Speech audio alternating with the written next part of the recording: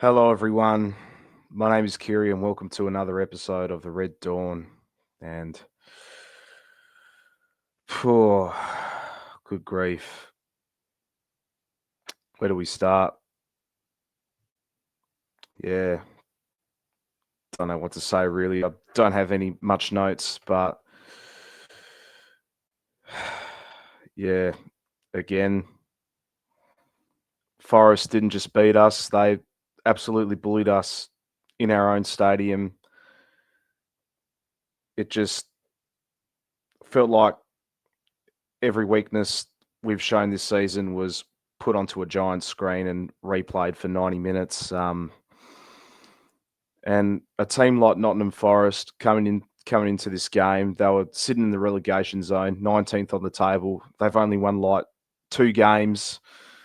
They went through two different managers. They sacked Nuno, brought in Ange Postecoglou, went winless from there. They gave him the sack. Now they brought in Sean Dyche, and we all know his harumble tactics, his low block, and somehow they produce a 3-0 win. Like this just does not happen against any other Premier League club. But we had the ball as always, dominating possession. Like Forest, they only had about like 26% possession, but that didn't matter. It's the same script we've been seeing so many times. And another goal from set pieces, Ibrahim Kanate, surprise, concedes from a corner, and Murillo scores, and suddenly everything that looked under control just collapses. It's the same old story. Like the shape's gone, the belief's gone, and less than a minute into the second half, it's 2-0.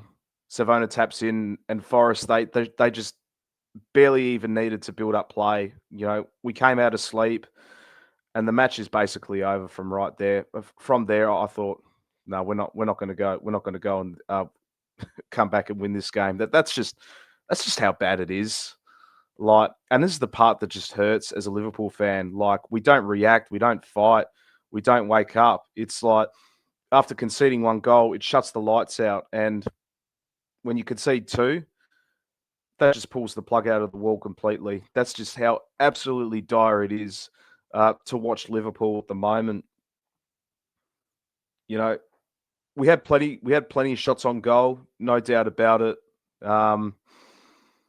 But just weren't clinical enough. Like Salah tried hard on the right hand side, but again went back, reverted to his old self in the second half. Um, we just don't know how to use our 125 million pound striker in Alexander Isak. Ibrahim Kanate, he's a dead set liability. When he came off in the second half, he should have came off at half time, if I'm being honest. But Slot doesn't have the balls to do that, and I'm going to go have a go at ARNE Slot in a second. Like Kanate had a bit of a smirk when he came off the pitch. Like that just shows that he just doesn't give a shit. He gets his paycheck, goes home, says see you later. Like that is absolutely disgraceful. To see that from a Liverpool Football Club player, it's clear the club doesn't have standards. Like every corner just feels like a horror scene from a movie we've watched 15 times already. No marking, no communication, no leadership, no leadership from our captain. Like Van Dijk as well. He was absolutely particularly at fault for the goals as well. The whole line just looks disconnected. You could see the Forest players roam around our box like it's open house day. It's a toothless attack. I said just as I said, 21 shots and just almost nothing actually threatening. We had the ball, but we didn't have the belief. We didn't have the precision. Like we used to thrive under pressure, but we just the pressure just breaks us instantly. And Sean Dyche, out of all fucking coaches, he looked like the genius here. Forest came with a plan, and full credit to them. They'd done their homework. They came out with a 3-0 win.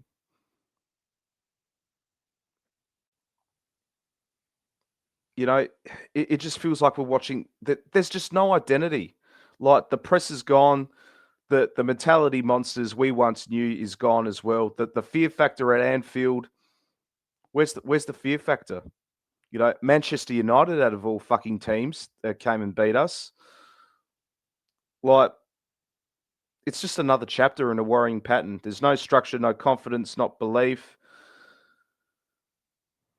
And you know where I'm going with this as well. Like, and this is the first time I'm saying it on this channel. Arne Slot, I think he has to go. Enough's enough. Enough is enough. Like, he plays players out of position. Dominic Soboslai at right back. Our best midfielder at right back.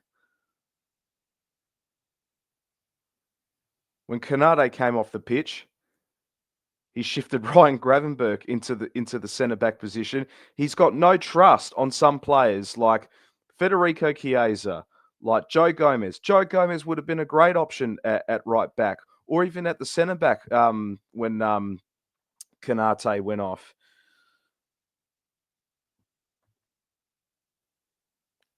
And his tactics, it just doesn't work. Like, and let's be real, it hasn't worked since March.